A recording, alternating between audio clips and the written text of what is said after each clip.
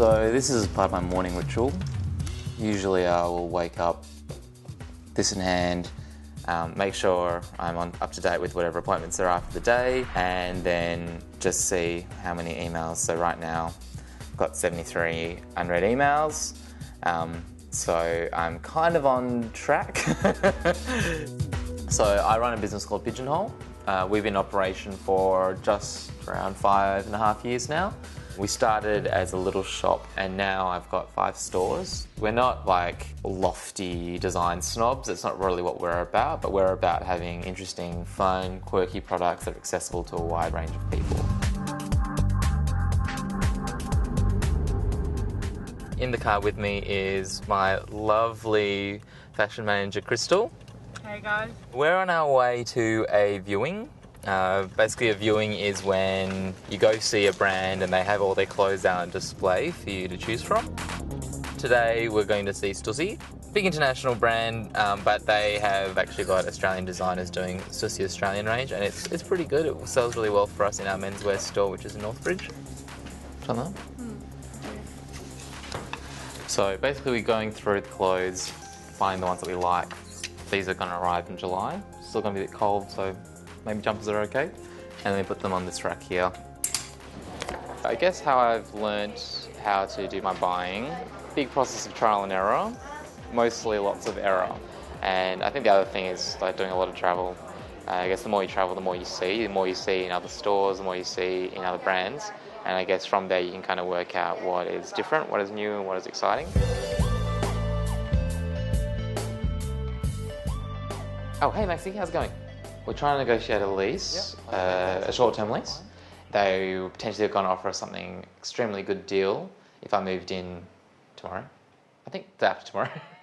So, but we're in negotiation because I think that's a bit hard for us to do. And also we might want to have a potentially a longer period of time than what they were offering. We don't have to move in straight away, but basically he's like, I need to know today if you're going to be doing this and when you're going to be thinking about moving in. Okay. Well, I graduated from law and I think it's helped me quite a lot and it trained me in the way that I think. I've done all my leases by myself and most of the agreements that we've done, I've done by myself. The thing is, like, what we need to work out is, firstly, what is this agreement? Like, are we, are they wanting a profit share on this? So I will say 3-month trial because it's not a big space.